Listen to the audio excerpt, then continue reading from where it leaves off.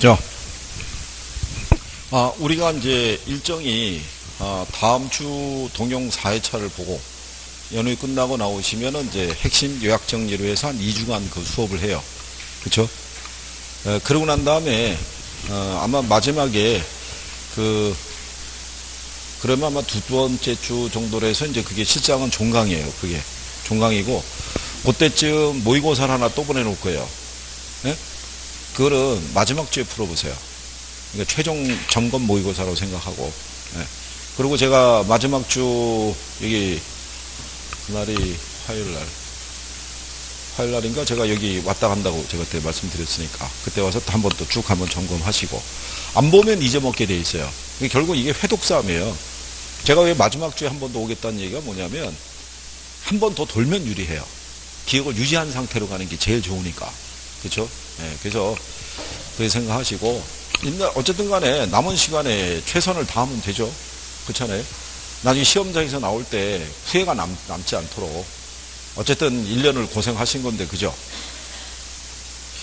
추석 연휴 지나고 나오면 오히려 마음이 편안해질 수도 있어요. 모든 걸 내려놓으면 그죠? 마음이 편해질 수도 있어요. 근데 그래도 주변에서 어떤 그 기대 반 우려 반 뭐 이런 시선이 있을 거 아니에요. 그죠? 그래도 뭔가라도 되면 성취감도 있고 그렇잖아요.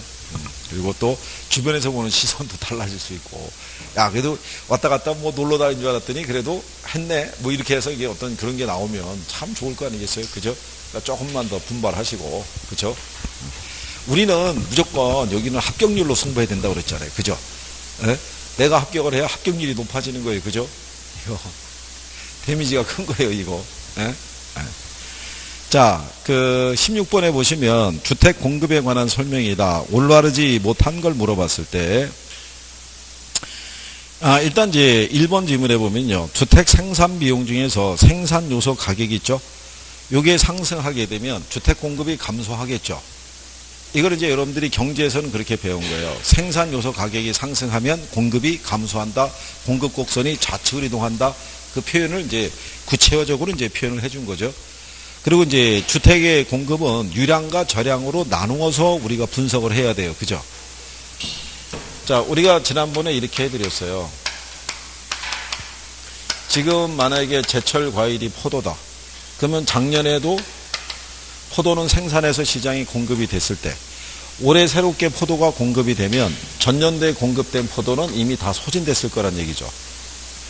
그래서 일반적인 경제학에서 취급하는 재화에 대해서는 유량 개념만 부여를 해요. 그러니까 어느 기간 내에 생산됐고 어느 기간 내에 소비됐느냐 이것만 측정하면 되는데 내구재라는 얘기가 틀리죠. 올해 공급된 주택이 있고 작년에 공급된 주택이 있으면 얘가 공급됨으로써 얘가 소진되거나 소멸되는 게 아니죠. 그렇잖아요. 얘는 그대로 시장에 존재하죠. 그러면 현재 시장에 남아있는 양과 새롭게 공급된 양이 있으면 어느 게 양이 더 많겠어요? 시장 현재 남아있는 양이 더 많죠. 그러니까는 이 내구재에서는 유량과 더불어 모두 저량도 우리가 분석을 해야 된다고 얘기를 한 거예요. 그러다 보니까는 이 주택 공급이라는 게 짧은 기간 내에는 공급하기가 어렵죠. 그러니까 단기하고 뭐로? 장기로 우리가 구분해서 고찰하는 것이 필요하다는 얘기죠. 그러니까 틀린 게 4번이겠죠. 장기에는 일반적으로 주택 가격이 상승해도 주택 공급이 증가하지 않는다면 틀리죠. 단기는 공급의 변화가 어려워도 장기는 공급이 늘어날 수 있죠. 그렇죠? 그래서 우리가 일반적으로 이 주택에 있었을 때 주택 저량 공급 곡선은 이게 단기 공급 곡선이라고 그랬어요. 장기 공급 곡선이라고 그랬어요. 저량 공급 곡선은 단기죠. 일정 시점에 저량은 일정 시점이잖아요. 그죠? 시점. 이 시점에 존재하는 주택의 양은 불변이에요. 그죠? 수요가 늘어나서 가격이 상승한다 그래도 이 양은 변화가 있다 없다? 양은 변화가 없는 거죠. 무슨 말인지 아시겠나요? 공급이 이렇게 돼 있을 때 이 상태에서 이렇게 수요가 늘어나더라도 단기에는 양의 변화가 있다 없다? 없다 이거죠. 그래서 저량 공급 곡선은 단기 공급 곡선이라고 그랬어요. 유량은 대신에 어떻게 돼요? 유량은 장기 공급 곡선이죠. 일정한 기간이 주어지면 공급이 늘어날 수 있어요, 없어요? 늘어날 수 있죠. 그래서 16번에는 답이 4번.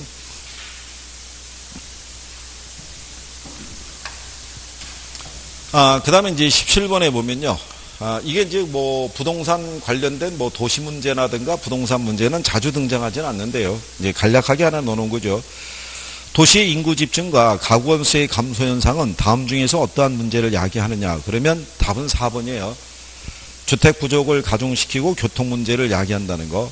5번도요. 주택 가격을 상승시키고 전세 가격을 상승시킨다 그러면 걔도 맞는 표현이 될 수 있어요. 근데 가격이 안정이 된다니까 틀린 거고요. 그 다음에 3번은 택지의 공급 과잉 그랬으니까 그게 틀렸다는 얘기고요.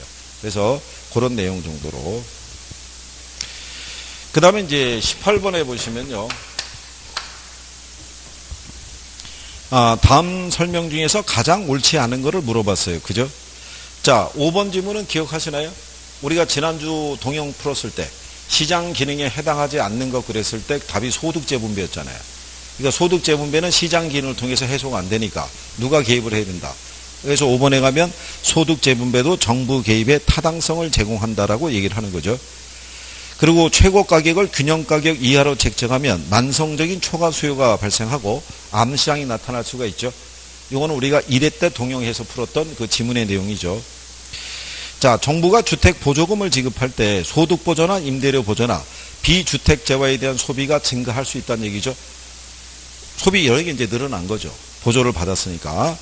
자, 그래서 거기 2번에 가면 경쟁시장에서 종량세를 공급자에게 부과하면 소비자에게 부과하는 경우보다 소비자가 지불하는 가격이 덜 상승한다 그랬으니까 얘가 틀린 거죠. 우리가 이 요건은 뭐냐면요. 조세라는 게 이렇다 그랬죠. 소비자에게 부과하느냐 생산자에게 부과하느냐에 따라서 조세 부담의 크기가 달라지는 건 아니라고 그랬어요. 수요와 공급의 상대적 탄력성의 크기에 따라 틀려진다는 얘기예요. 그 다음에 1번에 가면요. 공공재는 국가 안보나 공해처럼 모든 사람이 동일한 양을 소비하는 재화다라고 돼 있죠. 공동소비라고 그랬을 때 그게 이제 어느 분이 그게 똑같은 양을 소비하게 되나요? 이렇게 물어보는 분도 있는데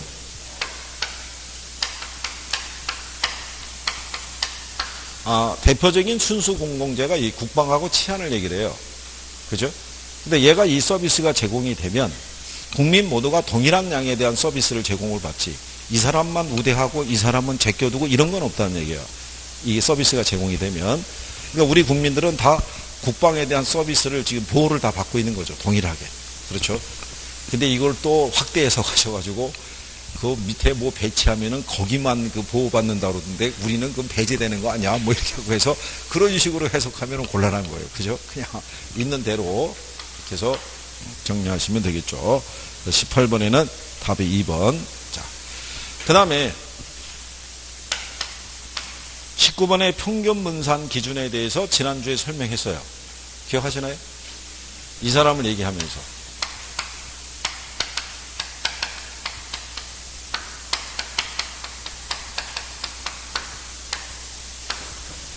자, 투자자는 이제 투자론에서 얘기할 때 투자자는 다 위험 회피적인 투자자예요. 그죠? 위험 회피적인 투자자는 이 사람은 위험 혐오적인 행동한다고 그랬죠? 그러면 위험 혐오적인 행동이라는 것은 뭘 얘기하냐면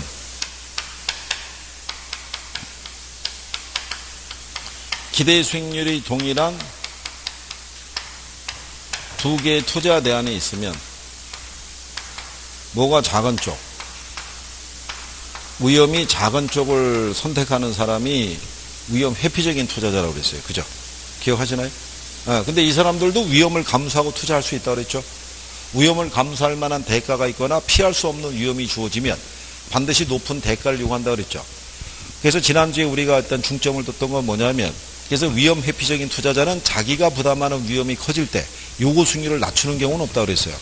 무조건 요구 수익률이 다 높아진다고 얘기한 거죠. 그러면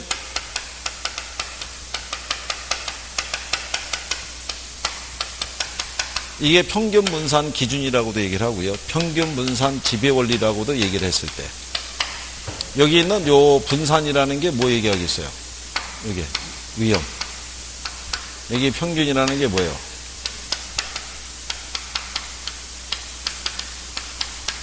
여기 있는 평균 분산 기준은요. 예금이라든가 아니면은 주식이라든가 부동산 있죠. 세 개의 자산 선택했을 때, 그죠?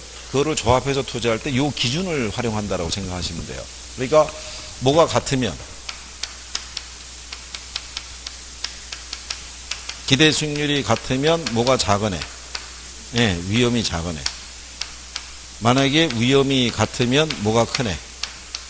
예, 기대 수익률이 크네. 이렇게 조합을 하는 게 이제 포트폴리오 선택에서 이제 일어나는 거죠. 그러면 요 평균 분산 기준에 대한 이 조건은 요 사람에게만 적용되는 논리라고 얘기한 거예요. 모든 투자자에게 적용하는 게 아니죠. 그렇죠? 위험 중립적인 투자자도 있고 위험 선호형적인 투자자도 있죠. 네, 그 사람에게 적용하는 게 아니라 누구에게만? 위험 회피적인 투자자에게만 이 조건이 충족이 되는 거예요. 이게. 그래서 이렇게 얘기했잖아요. 이 기준이 반영이 된 게 뭐라고 그랬어요? 효율적 전선 아시죠? 네. 효율적 전선이라는 게 평균 분산 지배 원리를 충족시키는 투자 조합을 연결한 선이죠. 여기가 수익률이고요. 여기가 표준 편차일 때 효율적 전선은 기울기가 이렇게 우상향하죠. 이거 왜 우상향한다고 그랬어요? 이거 왜 우상향한다고 그랬어요?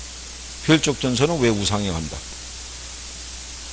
최천여, 이거 왜 우상향한다고 그랬어요? 이거 왜 우상향한다고 그랬어요? 이거 멀리 떨어져 있어서 지금 좋은데 못 받는 거야?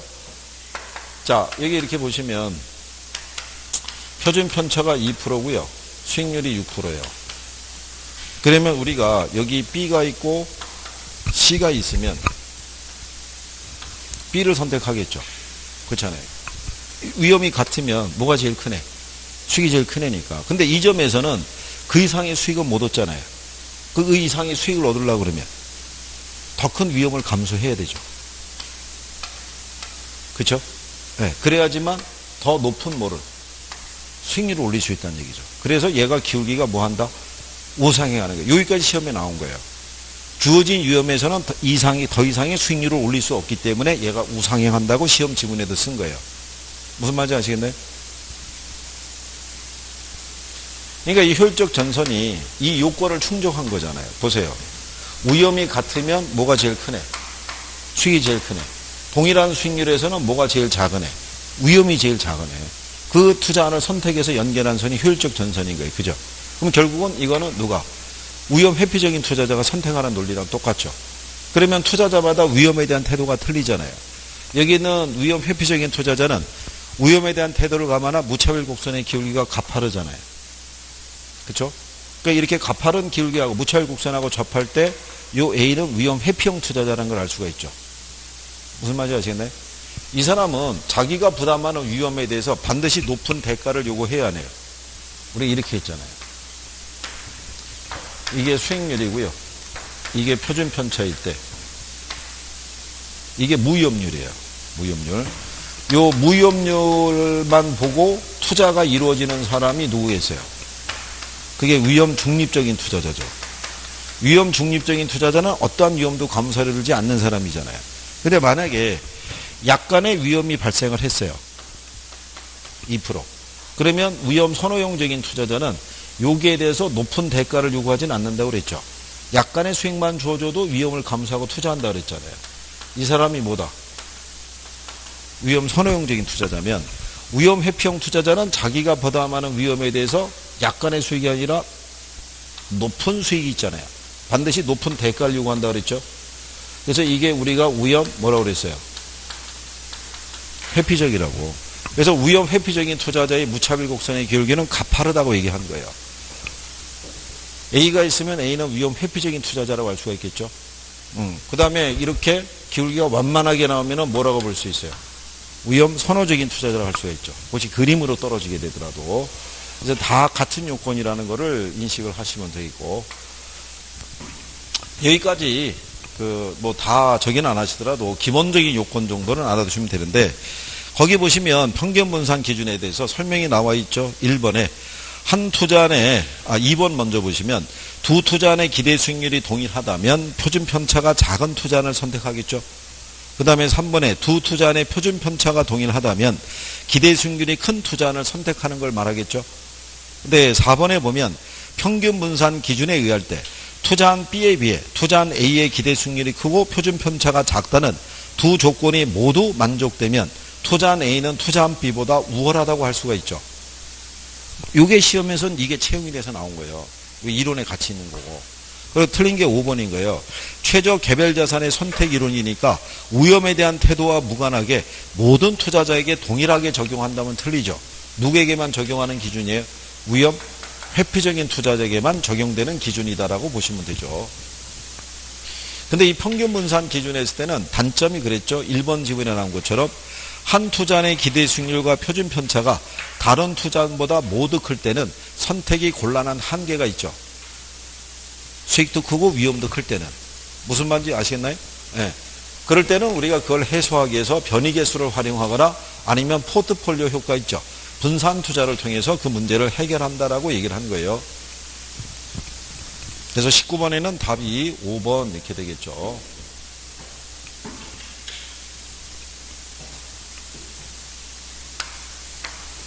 자, 그 다음에 이제 20번에 보게 되면 투자금액 10억을 A 부동산과 B 부동산에 각각 5억씩 나누어서 분산 투자했다는 얘기죠. 이때 형성되는 포트폴리오의 기대 수익률을 계산하라고 그랬으니까 답은 1번이겠죠. 왜냐하면 A에다가 몇 프로? 50%. 그렇죠? 그리고 거기에 따른 A 부동산의 기대 수익률이 얼마예요? 0.05죠. 또 다른 부동산에 50% 투자했을 때 얘가 0.07이죠. 다 해놨잖아요. 그럼 얘는 얼마? 더하면 6% 나오겠죠. 그렇죠? 50대 50으로 투자했으니까. 그렇죠? 여기서는 호황과 불황의 조건이 안 주어져 있죠. 그냥 기대 수익률 계산해서 나온 조건이니까 그냥 그렇게 단순 대입해서 풀 수 있게끔. 그래서 20번에는 답이 1번. 뭐 20번 문제를 못 풀었다고 해서 뭐 낙담하실 필요는 없어요. 그렇죠? 지금은 이게 성적이 안 나오는 분들은 계산이 중요한 게 아니니까 이론에 대한 거를 조금 하나라도 더 정리해 주는 게 필요해요. 그죠? 그 다음에 이제 그 20번은 틀려도 되는데 21번은 틀리면 안 돼요. 21번은 포트폴리오 요건에서는 반드시 우리가 알아야 될 것 중에 하나가 뭐라고 그랬어요? 포트폴리오의 총위험이라고 그랬죠. 포트폴리오의 총위험은 무슨 위험과 무슨 위험의 합으로 되어 있어요? 네, 체계적 위험하고 비체계적 위험. 우리가 포트폴리오를 구성해서 제거할 수 있는 위험은 뭐? 그렇죠. 얘를 제거할 수 있죠. 얘는 우리가 자산을 무한대로 조합을 하게 되면 이거는 0까지 만들 수 있어요, 없어요? 0까지 만들 수 있죠. 얘는 0으로 못 만든다고 그랬죠. 대신에 총 위험은 뭐는 할 수 있다고 그랬어요? 줄일 수는 있다고 그랬어요. 0이 안 되는 이유는 얘는 제거가 된다 안 된다. 얘는 제거가 안 되니까. 그래서 거기 보시면 포트폴리오를 구성함으로써 제거되는 위험은 체계적 위험이다니까 틀렸겠죠. 그 다음에 2번에 가면 포트폴리오를 구성함으로써 제거되지 않는 위험은 기업 특유의 위험이다니까 틀린 거죠. 기업 특유의 위험이 거기 4번 지문에 가면 회사 사장의 교체, 노동자의 파업이 있죠. 이게 기업 특유의 위험이에요. 그러니까는 3번하고 4번에 얘가 서로 바뀐 거예요. 체계적 위험하고 무슨 위험? 비체계적 위험에 얘가 서로 바뀐 거죠. 그래서 옳은 건 5번이죠. 포트폴리오 효과라는 것은 분산 투자를 통해서 기대 수익률은 감소시키지 않으면서, 그죠? 위험만 줄이는 것을 우리가 뭐, 포트폴리오 효과라고 얘기를 하는 거예요. 그죠? 그래서 21번에는 답이 5번 이렇게 찾아주시면 되죠. 이건 뭐 다 맞추셨나요? 이거? 조사하면 나와요, 이거. 이 정도는 맞춰줘야 돼요. 예? 포트폴리오의 총위험 이런 거는 체계적 위험, 비체계적 위험은 많이 써주는 거예요. 그 정도는 우리가 지난주에는 상관계수 갖고 했었잖아요. 그죠? 기억하시나요? 분산 투자하려면 상관계수가 큰 자산끼리 조합해야 돼요? 작은 자산끼리 조합해야 돼요? 상관계수가. 작은 거. 음의 값을 갖는 애들끼리 조합을 해야지 위험과 수익의 움직임이 반대로 갈 거 아니에요. 그죠? 그래야지만 분산 효과가 나타날 거 아니에요. 그렇겠죠? 지금 우리가 문제를 포트폴리오 요건이 있으면 요건 안에서 하나는 상관계수에 대한 거, 하나는 체계적 영과 비체, 그러니까 돌아가면서 지금 다 물어보고 있잖아요. 지금 계산하는 거 얘기해서 회차를 바꿔가면서. 그러니까 나중에 동영 나와 있으면 이 네 개를 다 모아놓고 한 번씩 이렇게 쭉 점검해 보는 것도 필요한 거예요. 그죠?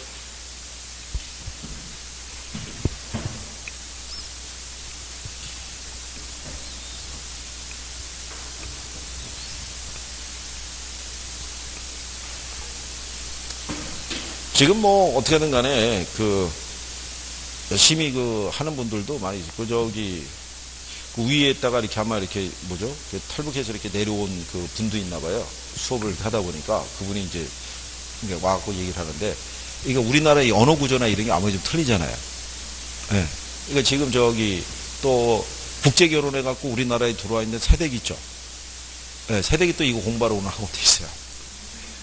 그러니까 얼마나 어려움이 많겠어요. 그죠? 한국 사람들 지금 말을 듣고 지금 무슨 말인지 이해하기 힘들어 죽겠는데, 외국인이 이 말을 듣고 그걸 하려고 그러니까 쉽지 않을 거 아니에요. 그죠? 근데 그 세댁은 작년에 원래 공부를 했었다가 쭉 남편이랑 같이 나와서 공부했어요. 하다가 출산 과정이 걸려가지고 작년에 시험을 못 봤어요. 그게. 그래가지고 올해 다시 나온 거예요. 남편은 실패했고, 이게 남편이 애를 봐주는 조건으로 나가서 이제 저녁에 와서 얘기를 하고 있던 거예요. 그러니까 남편이 퇴근해서 애를 딱 하는 순간에 넘어오는 거예요. 또 여기 지방이니까 한 30분 차를 타고 와서, 버스 타고 와서 수업 듣고 그러고 가는데, 처음에 몰랐어요. 말을 하는 것은 모르잖아요. 생김새는 동양도 다 비슷비슷하니까. 근데 말을 할 때 보니까 표현이 좀 어눌한 거예요. 그러니까 나중에 주변에서 얘기해 주는 게, 여기 동남아 어디서 시집으로 왔다는 거예요. 그 대단한 의지죠. 이걸 따겠다는 거를. 근데 만약에 알아두셔야 되는 게, 그 세대기 합격을 하는 순간에 떨어지면 이건 쓰러지는 거예요, 이거 난리 나는 거예요, 이거. 그렇잖아요? 에? 생각해 보세요. 에? 아니, 언어에 대한 언어 구조의 그 불편함을 극복을 하고 그걸 합격을 했다 그러면, 그렇잖아요? 저처럼 무슨 말인지 알아? 저처럼 올해 나이가 어떻게 된다 그랬지? 비슷할 거야, 도래가. 문제 알아? 해야 돼. 이 자존심 문제 아니야? 이거 해야 되잖아, 이거. 죽으라고 해야 돼. 오늘 남아서 여기 해갖고 모르는 거 있으면은, 여기 자나못해 막 뒤뒤 물어보고 막 그러면서 해야 되는 거야. 가면 어딜 가냐고. 막 이러면서 붙잡아갖고. 제가 지난번에 한번 얘기했었죠. 다른 데서 강의하는 학원에, 연세 있으신 분이, 올해 연세가 66, 7? 뭐 이렇게 되는데 큰 자제가 시운이에요. 네. 예, 고등학교 때 여자친구랑 이렇게 실험하다가 잘못돼가지고 그렇게 해서 결혼 일찍 했대요. 그래서 지난번에 얘기했잖아요. 그분 큰 자제가 변호사고 작은 자제가 회계사인가 그렇대요. 그래갖고 지금 시험의 압박이 너무 크잖아요. 그런데 지난주에 갔더니 그 얘기 하시는 거예요. 이제 얘가 쉬워졌대요. 재밌어졌대요. 그 학원에서 공부 제일 잘하는 사람에게 주말마다 붙잡고 늘어서 물어봤나 봐요. 계속. 그랬더니 그 양반이 이게 일취월장 하는 거예요, 그냥. 그랬더니 어느 순간서부터 얘가 간결하다는 거예요. 쉬워졌다는 거예요. 그러니까 제가 볼 때 그 정도의 적이면 민법은 모르겠으나 어쨌든 간에 이쪽은 되실 것 같은 생각이 드는 거예요. 하면 된다니까요? 예? 지금은 체면 따지고 그럴 때가 아니라니까요? 예? 입안에서 공부 제일 잘하는 사람이 있으면 기절을 시켜서라도 그 사람을 여기다 갖춰놓고 물어봐야 되는 거예요, 계속. 아니, 저는 일주일마다 한 번씩 오잖아요. 그죠? 예? 그냥 또 못 들은 차는 걸로 좀 넘어가라고. 아니, 못 들은 차는 게 중요한 게 아니라 어떻게든 해야 되잖아요. 그죠? 잘 해줄 거라고 생각하고. 자, 그 다음 문제가 세후 현금 소지 계산하는 거예요. 그죠? 근데 거기 보면 우리가 여기서부터 계산하라고 되어 있어요.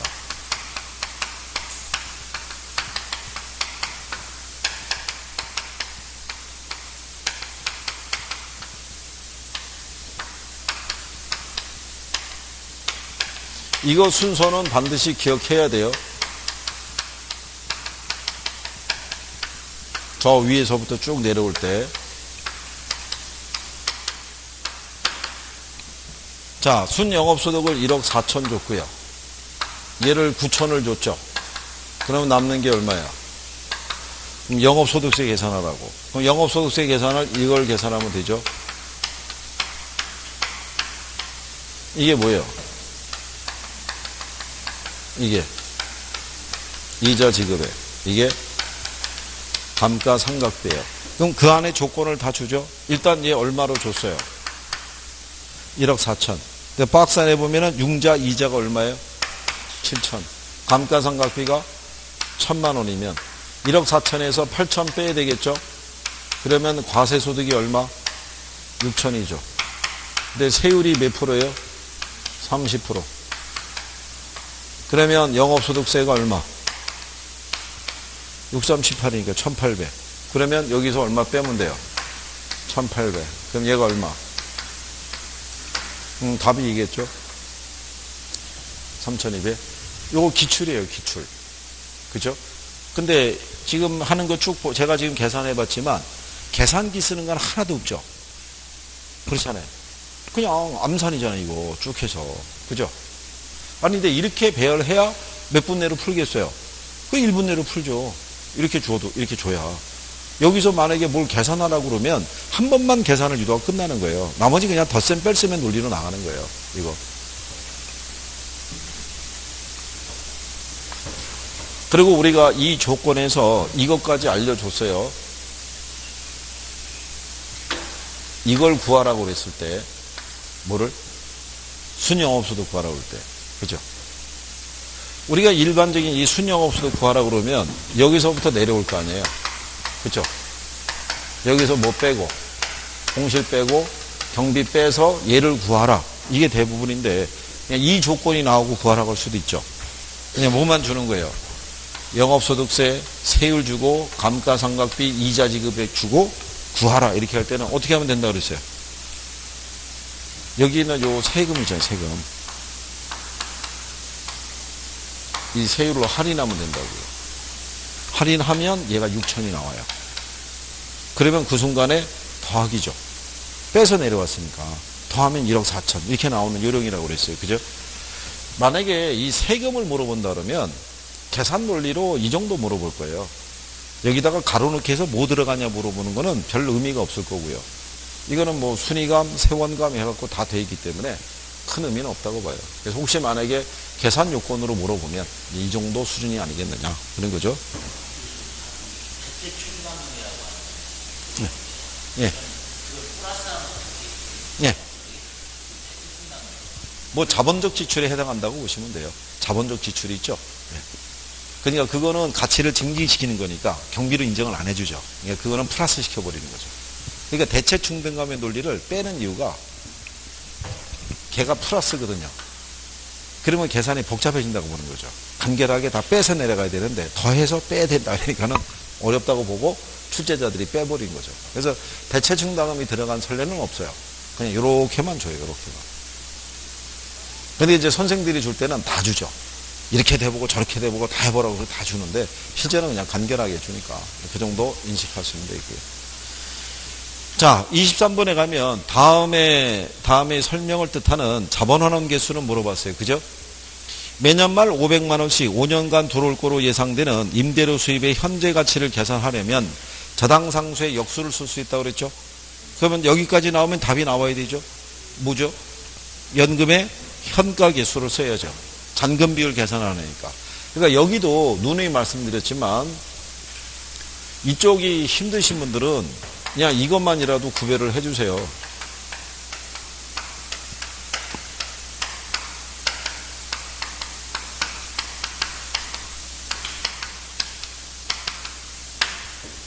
이거 해서 이건 아시죠? 이거 아시죠? 역수. 네? 적기만 하면 역수는 알 수 있다고 그랬고 거기다가 얘 미음이 2개 들어가니까 무슨 가치 구한다? 미래 가치 구한다. 거기다가 얘는 뭐 구할 때 쓴다 그랬어요? 원리금.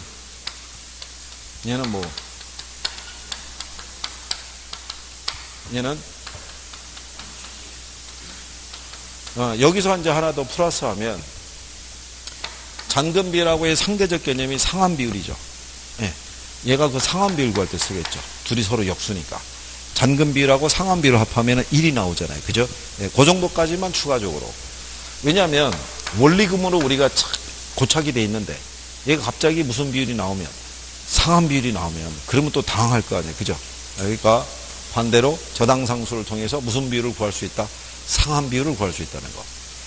갚은 돈이 얼마냐 이거. 그러니까 나머지 복잡한 걸 하실 필요는 없어도 요 정도라도 여기는 정리하고 들어가시면 간결할 거예요. 왜냐하면 매년 나오고 그러진 않아요. 근데 기본 개념밖에는 안 물어보니까. 그리고 연금 들어가면 다 총액 구한다 그랬어요. 뭘 구한다? 총액. 그러니까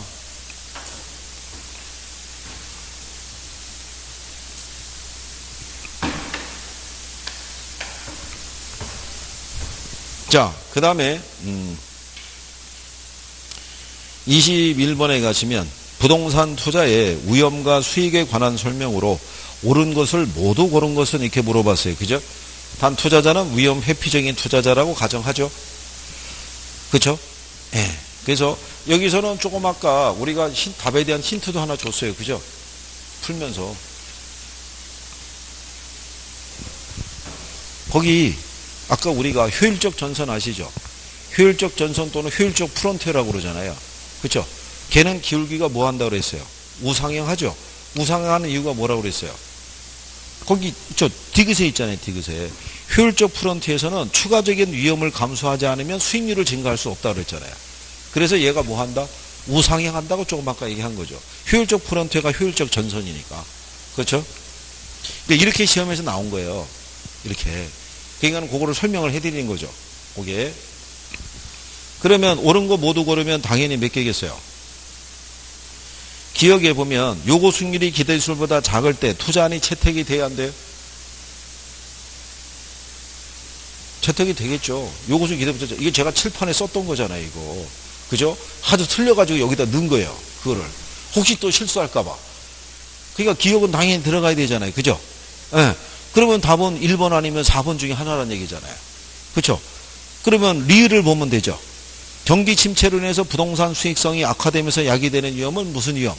이게 사업 위험이에요. 그러니까 답이 몇 번? 4번이 되는 거예요. 4번.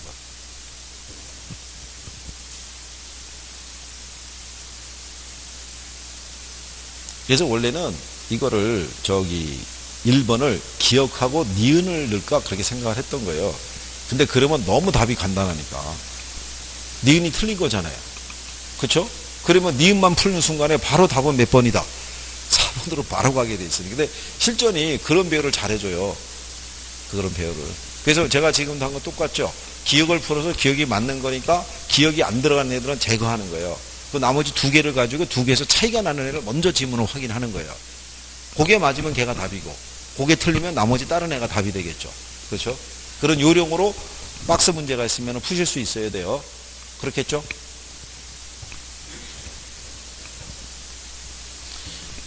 자, 그 다음에 25번에 보면 다음 가로 안에 들어갈 내용으로 올바른 걸 물어봤죠? 그렇죠? 자, 채무 불이행률을 그 기억은 뭐가 들어가야 돼요? 유효 총소득이 들어가야 되겠죠. 그죠? 그리고 부채 감당률 밑에는 뭐가? 부채 서비스액이 들어가야 되죠. 그렇죠? 뭐 간단하게 이제 이렇게 산식으로도 출제를 해요.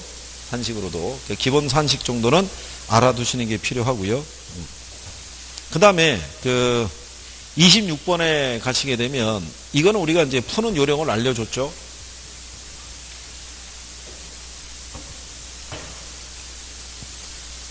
먼저 이런 내용이 나오면요.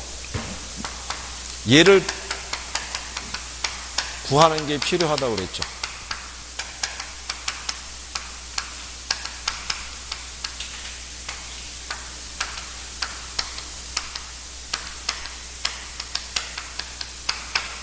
자, 이렇게 돼 있을 때 거기 지금 조건상에서는요.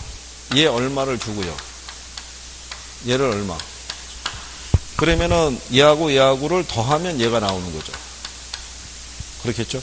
그래서 얘를 빨리 찾는 게 필요하다고 그랬죠. 얘를 찾으면 수식이 몇 개가 정리가 되니까. 그래서 기본적으로 우리가 지난번에 이렇게 했었죠. 순소득 승수는 승수 앞에 있는 애가 일로 간다고 그랬죠. 여기가 무슨 투자에? 총투자에. 그럼 얘하고의 역수가 뭐가 된다 그랬어요?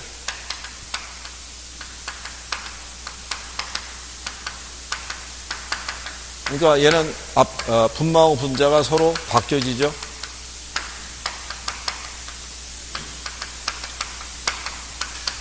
지금 조건에서 보면 얘가 1억이고 얘가 10억이잖아요. 그럼 얘가 10이죠. 그러면 얘를 만약에 물어봤으면 얘가 10억이고 얘가 1억이면은 얘가 몇 프로? 그래서 한쪽이 10이면 나머지도 10이라고 그랬죠. 예.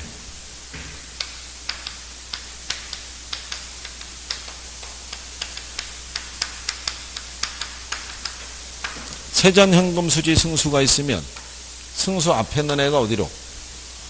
분모로. 그럼 여기가 세전, 세전과 세후는 무슨 투자에? 지분 투자에. 그럼 얘하고의 역수가 뭐예요? 지분 배당률, 다른 말로 세전 수익률이죠.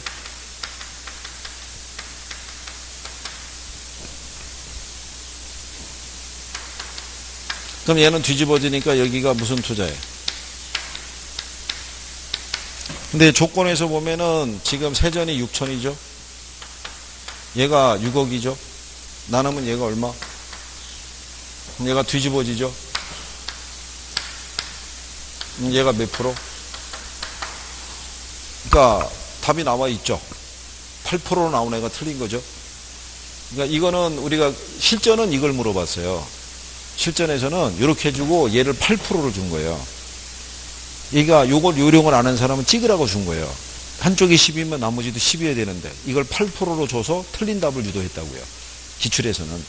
근데 이제 이걸 왜 이걸 줬냐면 지난번에 수업할 때 설명했지만 얘가 10으로 처음 등장한 거예요. 얘만 썼는데 10으로 항상 얘 둘만 활용했는데 얘가 처음 등장했다는 얘기는 출제자들이 이 배열로 한번 물어볼 수도 있다는 얘기겠죠. 그렇잖아요. 그럼 사람들은 여기에 익숙해 있잖아요. 그러면 얘가 10하고 8%가 돼 있더라도 그거를 별로 신경을 안 쓸 거란 얘기예요. 그걸. 얘네 수치가 서로 다 해결하면 이걸 신경 쓸 수 있으니까. 그러니까 얘네도 요건이 같으면 다 10이 나올 수 있는 거죠. 그래서 26번에서는 답이 4번이죠. 지분 배당률이 8%가 나오면 안 되죠. 얘가 얼마? 10%가 나와야겠죠. 10%. 그냥 이 수치가 암산 수치로 되게 해줬잖아요. 출제자들이. 그죠? 10억에 1억, 6억에 6천 이런 식으로. 그렇죠? 그런 배열이니까. 그래서 그 정도 확인할 수 있으시면 될 거예요. 이거를 지난주에 동영하면서 요쯤에다가 제가 저거를 쓰면서 설명을 했다고요. 그러면서 한번 이렇게 배열로도 나올 수 있으니까 그 정도까지 우리가 정리하는 게 필요하다 이렇게 해드린 거죠. 기억하시나요?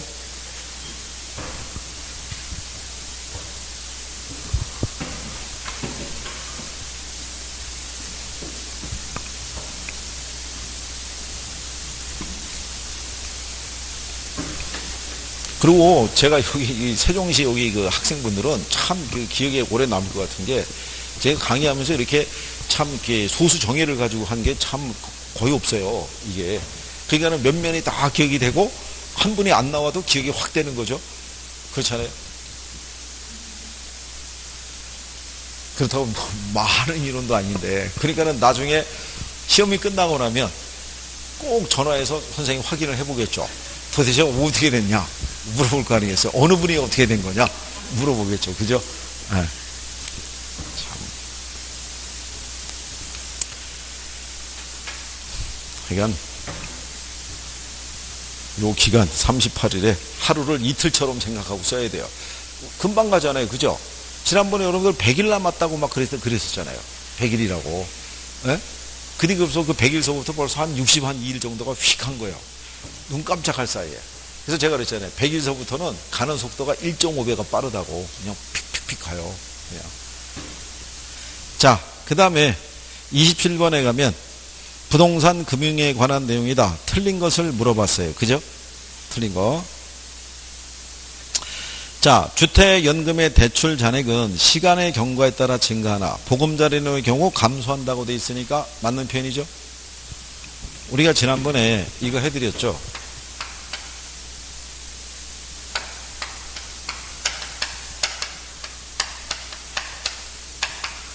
일반 모기지론이 이게 보금자리론이고요. 영모기지론이라고 해서 리버스 모기지라고 그랬잖아요. 이게 주택연금 개념인데 얘는 그 융자금이 있죠. 융자금을 일시에 지급을 하죠. 근데 상환은 분할해서 상환하죠. 근데 얘는 융자금을 갖다가 분할해서 지급하죠. 그리고 상환은 일시불로 이어진다고 그랬잖아요. 그래서 여기 있는 일반 모기지로는 부동산의 가치가 시간이 경감에 따라 이렇게 증가한다고 가정할 때 이 잔액은 시간이 경과하면서 이렇게 줄어드는 구조고, 여기 있는 주택연금이라는 거는 시간이 가면은 이 부동산 가치는 상승한다고 가정할 때 대출 잔액이 이렇게 육박하죠. 그러니까는 주택연금을 받는다는 얘기는 융자를 갖다가 지속적으로 받아가는 거죠. 생활비 쪽으로. 그러니까 얘는 대출금이 기간 경과에 따라 증가하고 얘는 감소하는 그런 구조죠. 얘네 둘의 비교 논리도 나올 수 있어요. 요거 둘의 비교 논리도. 그러니까 기본적으로 알아두셔야 되겠고, 그 다음에 프로젝트 금융이 부실화되면 해당 금융기관의 부실로 이어질 수도 있어요, 없어요? 그럴 수도 있죠. 그렇잖아요. 그 프로젝트 자체에 성공을 할 거라고 보고 다 돈을 차입을 해줬는데, 빌려줬는데 만약에 분양이 안 되거나 그러게 되면 그러면 대출금 회수가 어려워지겠죠. 자, 그 다음에 이제 그런 내용이고요. 그 다음에 프로젝트 금융이란 특정 프로젝트부터 향후 일정한 현금 흐름이 예상이 될 때 사전 계약에 따라 미래에 발생할 현금 흐름과 사업 자체의 자산을 담보로 자금을 조달하는 금융기법이다. 그랬으니까 맞는 편이겠죠. 물적 자산을 담보로 발행하는 건 아니라고 그랬어요. 그죠? 그 다음에 저당시장에는 1차가 있고 2차가 있는데 1차 저당시장은 저당권의 발행시장에 해당이 된다라고 그러죠. 그럼 맞다 틀리다? 맞는 내용이죠. 틀린 게 5번이죠. 신탁증서금융하고 조인트벤처는 지분금융 방식이라고 했을 때 신탁증서금융은 부채금융이죠. 우리가 지난주에 이거 했었잖아요. 지분금융 하면은 조신리 이렇게 세 가지 얘기해 줬잖아요. 그렇죠?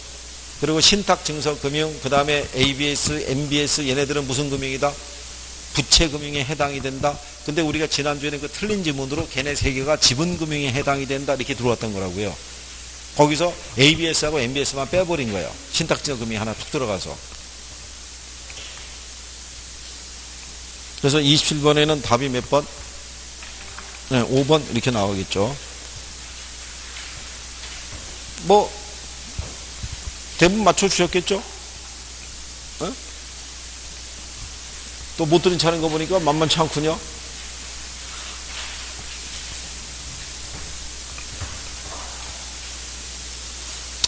자, 28번에 가면 주택금융상품의 유형에 대한 설명이다. 틀린 것 이렇게 물어봤죠. 1번에 가면 고정금리 대출은 금리가 상승할 경우에는 대출기간의 부담이 증가하고 금리가 하락할 때는 차입자의 부담이 증가한다 그랬으니까 맞는 편이죠. 우리가 지난주에 했던 거죠. 약정이자라고 무슨 이자를 있을 때 얘가 높으면 돈을 빌려준 대출자는 손해죠. 이자 비싸게 못 받으니까, 싸게 빌려줬으니까. 대신에 차입자는 뭐가 돼요? 이익이고, 반대로 약정 이자율이 시장 이자율보다 높아지게 되면 대출자는 이익이고 차입자는 뭐가 된다? 손해. 그럼 이 사람들이 이 손해를 감수하지 않고 조기 상환한다 그래서 우리가 지난주에 조기 상환 위험 이런 것도 풀어봤잖아요. 그 다음에 변동금리 대출은 대출기간이 금리 변동 위험에 노출되는 것을 방지하기 위해서 도입이 된 거겠죠. 최정식 상환은 대출기간에 대출금 회수가 늦어진다는 문제가 있죠. 그러니까 답이 3번이겠죠. 대출금을 조기 상환할 때 원리금에 비해서 원금의 상환액이 더 크다 그러면 틀리죠. 원금은 이미 많이 상환했잖아요. 그러니까 조기 상환할 때 상환액이 더 작을 수밖에 없죠. 남아있는 돈이 적으니까. 무슨 말인지 아시겠죠? 예, 그래서 28번에는 답이 몇 번? 3번 이렇게 했어요. 그래서 여기까지 푸셨고 잠깐 쉬었다가 나머지 풀고 끝내시죠.